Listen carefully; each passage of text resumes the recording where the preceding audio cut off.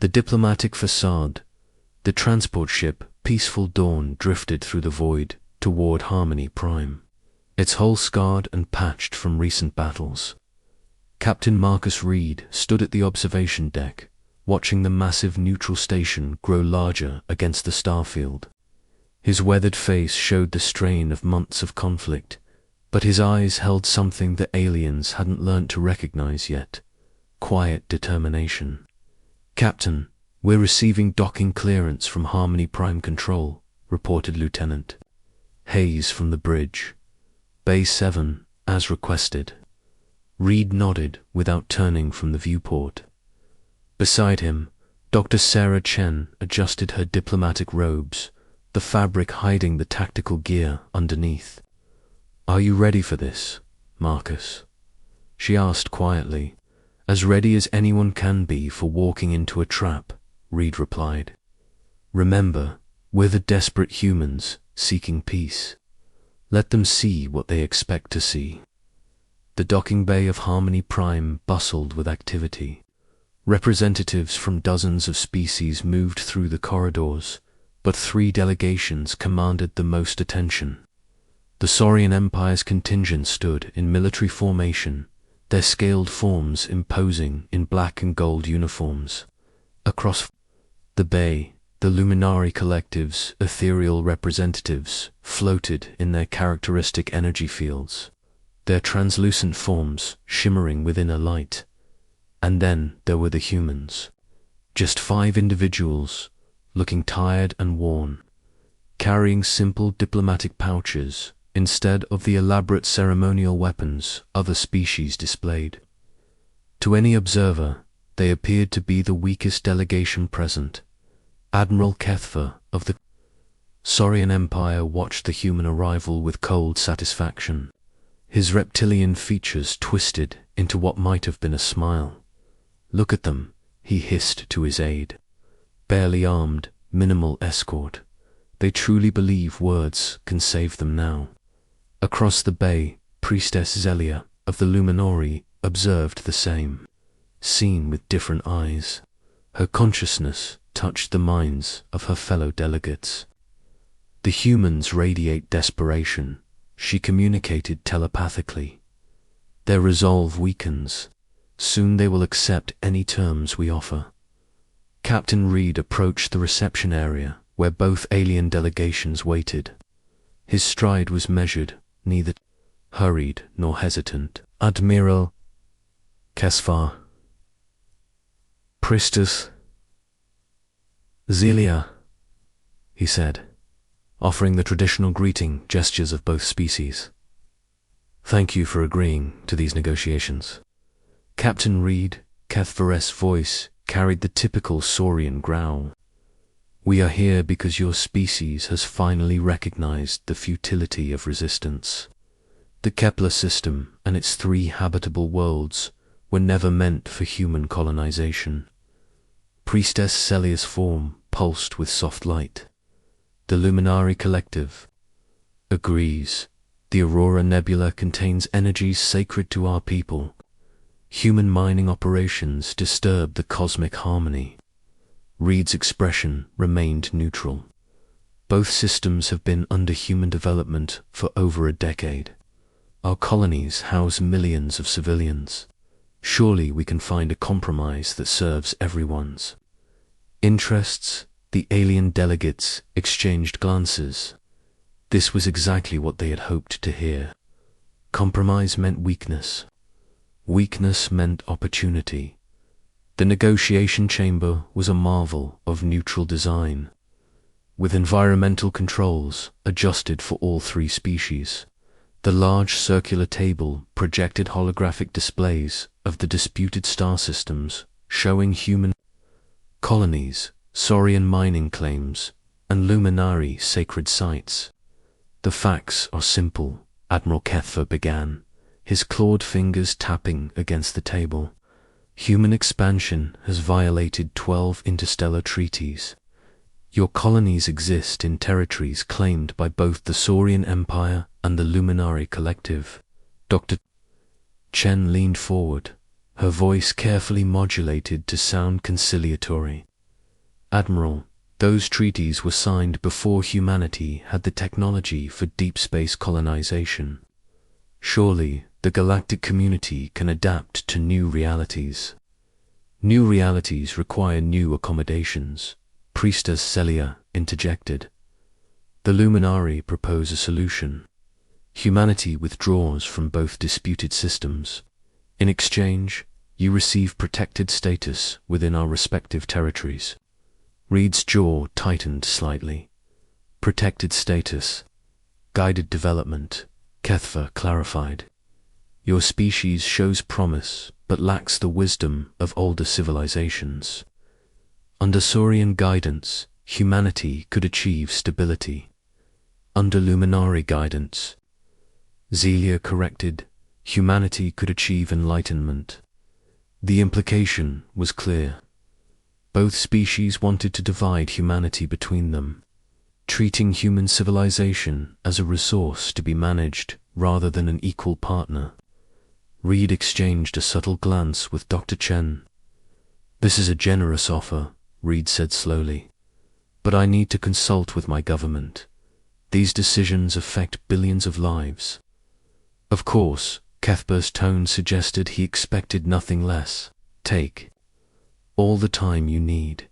The Empire is patient. The collective also understands the weight of such choices, Zelia added. We shall await your decision. As the session adjourned, Reed noticed the satisfied expressions on the alien faces. They believed they had won without firing a shot. Humanity would choose protection over extinction, and the galaxy's newest species would be safely contained under alien supervision. That evening, Reed stood in his quarters aboard the Peaceful Dawn, speaking into an encrypted communicator. Commander Torres, this is Reed. Confirm fleet status. The response came immediately. Fleet is in position, Captain. Third Fleet holds at the Vega. Staging area, 7th Fleet completed the transit through the Proxima Corridor. First Fleet remains dark behind the Centauri debris field. Excellent. Maintained radio silence. Begin Phase 2, positioning at 0800 tomorrow. Remember, no active scans, no energy signatures. We need to remain invisible until the moment comes. Understood, Captain. Torres out. Reed closed the channel and looked out at the stars. Somewhere, out there, 3 full battle fleets were moving into position. The largest military operation in human history was about to unfold, and the enemy had no idea it was coming. Dr. Chen entered his quarters without knocking, a privilege earned through years of working together. How did it go with command? Everything's on schedule, Reed replied. The Saurians and Luminari are so confident they've won that they're not even maintaining full sensor sweeps. Their arrogance is our advantage. And if they discover the fleets, Reed's expression hardened, then we fight anyway. But this way, we choose the time and place. Tomorrow, when they present their final ultimatum, they'll learn something about human nature. The next morning brought troubling news. Long-range sensors had detected unusual energy signatures in the outer system. Not enough to reveal the full scope of human fleet movements, but enough to make the alien delegations nervous. Captain Reed, Admiral HFY's voice, carried new tension when the negotiations resumed. Our sensors indicate unusual activity in this system. Are you expecting additional human ships? Reed maintained his composed demeanor. Just routine patrol vessels, Admiral. Surely you don't object to normal security measures. The Luminari sense disturbances in the cosmic flow, Priestess Zelia added. Energies that suggest large-scale movement through hyperspace. I'm not aware of any large-scale movements, Reed lied smoothly. Perhaps your sensors are detecting background radiation from the nearby pulsar. The alien delegates weren't convinced, but they had no proof of deception. The negotiations continued, but the atmosphere had changed. Both sides were now watching each other more carefully. "We have prepared our final offer," HFY announced, activating a holographic display. "The Saurian Empire will assume administrative control of the Kepler system. The Luminary Collective will oversee the Aurora Nebula. Humanity will receive settlement rights on 12 worlds within our respective territories." 12 worlds, Dr. Chen repeated. "In exchange for abandoning our existing colonies and accepting alien oversight of our development." "It is a generous offer," Zelia insisted. "More than most young species receive when they overextend themselves." Reed studied the display for a long moment. According to the alien proposal, humanity would be reduced to a client species, forever dependent on alien approval for expansion or development. It was exactly what they had expected. "I need 1 hour to consider this offer," Reed said finally. 1 hour, HFY agreed. "But understand, Captain, this is our final offer. If humanity refuses, both the Empire and the Collective will be forced to take more direct action." The threat was clear: accept subjugation or face annihilation. Reed and his delegation withdrew to their quarters, knowing that the next hour would determine the future of human civilization. In the privacy of his quarters, Reed activated his communicator one last time. "Commander Torres, this is Reed. Execute Phase 3. All fleets, attack positions." "Confirmed, Captain. All fleets, moving to attack positions. Estimate 30 minutes to full deployment." Reed looked at Dr. Chen, who was removing her diplomatic robes to reveal the tactical armor underneath. "Any regrets, Sarah?" She checked her sidearm and smiled grimly. "Only that we won't see their faces when they realize what's coming."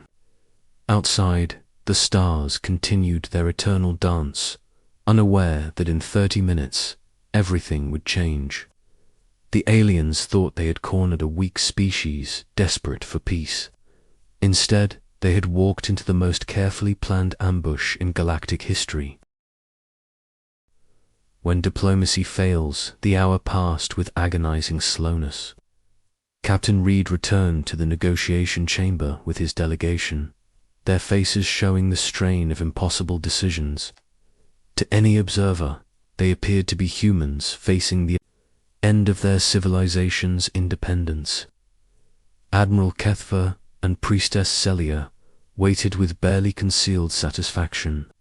Their respective fleets maintained positions throughout the system, confident in their overwhelming advantage. The Saurian Empire commanded over 200 warships, while the Luminary Collective had deployed their mysterious energy-based vessels that could phase in and out of normal space. "Have you reached a decision, Captain?" HFY inquired, his reptilian features showing what might have been amusement. Reed stood slowly, his hands clasped behind his back. "We have considered your offer very carefully. The survival of our species depends on the choice we make here today." Wisdom, at last. Zelia's ethereal form pulsed with approval. The Luminari welcome humanity into the greater galactic community. However, Reed continued, his voice growing stronger, "There's something you should know about humanity. We didn't come here to negotiate." The alien delegates exchanged glances. Something in Reed's tone had changed, but they couldn't identify what. Captain HFY growled, "You are in no position to make threats. Your species commands barely 50 ships. The combined fleets of the Empire and Collective number over 400. Reed smiled for the first time since the negotiations began. "You're absolutely right, Admiral. 50 ships wouldn't stand a chance against your forces." He paused, letting the words sink in. That's why we brought 300. The chamber fell silent. Both alien leaders processed this information, their expressions shifting from confidence to confusion. Impossible, Zelia whispered. Our sensors would have detected such a force. Would they? Reed asked. Commander Torres, are you receiving? This transmission. A new voice filled the chamber through the communication system. Loud and clear, Captain. This is Commander Torres of the Earth Defense Force. All fleets report ready for action. The alien delegates stared at Reed in growing alarm. Admiral Kethfer activated his personal communicator. Bridge, this is Admiral Kethfer. Report on human fleet positions. The response came immediately, tinged with panic. Admiral, we're detecting massive energy signatures throughout the system. Contacts are appearing on all vectors. Sir, there are human ships everywhere. Priestess Zelia's form flickered with distress. This cannot be. The Luminari sensed no deception in your thoughts. That's because we weren't deceiving ourselves, Dr. Chen replied, her diplomatic facade dropping. Away, we knew exactly what we were doing. Reed activated the chamber's main display, showing the tactical situation throughout the Nexus system. Red dots marked human fleet positions, surrounding and outnumbering the alien forces. The Saurian and Luminari fleets, so confident in their superiority, were now trapped in a massive encirclement. How? Kethfer demanded. How did you hide such a force? The same way we've survived everything else the galaxy has thrown at us, Reed replied. We adapted. We learned your sensor frequencies, your patrol patterns, your tactical doctrines. We spent 3 years preparing for this moment. The truth was devastating in its simplicity. While the aliens had assumed human desperation, humanity had been planning the largest military operation in galactic history. The damaged ships, the tired-looking delegates, the desperate pleas for peace, all of it had been an elaborate deception. You wanted to divide humanity between your empires, Reed continued. You saw us as resources to be managed, territories to be claimed. You forgot that we're a species that has never accepted subjugation. Admiral Kethver's scaled features twisted in rage. You have doomed your species. The combined might of the Empire and Collective will crush you, will it? Reed asked calmly. Commander Torres, please show our guests the current tactical situation. The display updated, revealing the full scope of human positioning. The alien fleets were completely surrounded, with human ships positioned at every possible escape route. Even more impressive, the human formation showed a level of coordination that neither alien species had expected.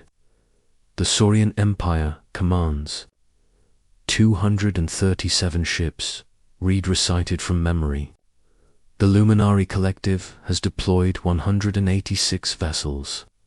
Combined, you have 423 ships in this system, and you have 300, Kethver snarled. You are still outnumbered. Actually, Red corrected. We have 312 ships, but numbers aren't everything. You see, while you were planning to divide humanity, we were studying you. We know your weaknesses. The chamber's speakers crackled with a new transmission. Captain Reed, this is Admiral Harrison of the First Fleet. We have weapons lock on. All Saurian vessels, awaiting your orders. Another voice joined the first. Captain Reed, Admiral Park of the Third Fleet. Luminari vessels are within range of our new quantum torpedoes, ready to engage. Reed looked at the alien delegates, who were now beginning to understand the true scope of their situation. For months, you've been receiving intelligence reports about human fleet movements, ships being destroyed, colonies abandoned, desperate peace overtures. All of it was carefully orchestrated to make you believe we were weak. Impossible, Zelio insisted. The Luminari mind touch cannot be deceived. Can't it? Dr. Chen asked. We've been studying your telepathic abilities for years. Did you know that humans can compartmentalize their thoughts? We can believe something completely while knowing it's false on a deeper level. Your mind touch read our surface thoughts exactly as we intended. The implications were staggering. Every intelligence report, every diplomatic contact, every apparent human weakness had been a carefully planned deception. The aliens had been playing chess, while humanity was playing a completely different game. What do you want, HFY? Demanded, his earlier arrogance replaced by desperate calculation. What we've always wanted, Reed replied.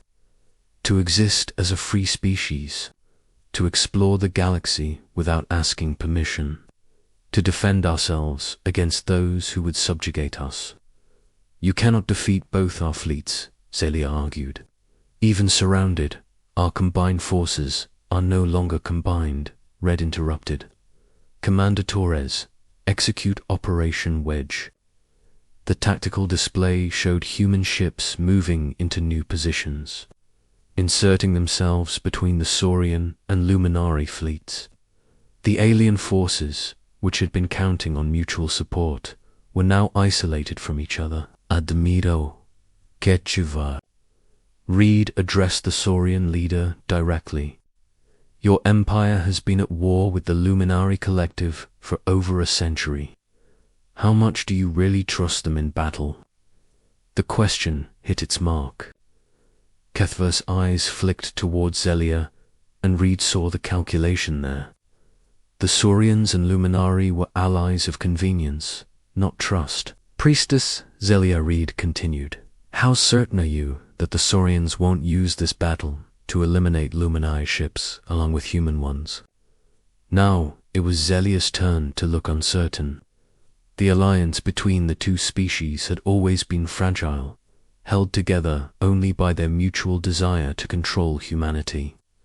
You're trying to divide us, HFY accused. I don't need to, Reed replied. You've been dividing yourselves for centuries. We're just giving you a reason to think about it. The communication system crackled with urgent transmissions from the alien fleets.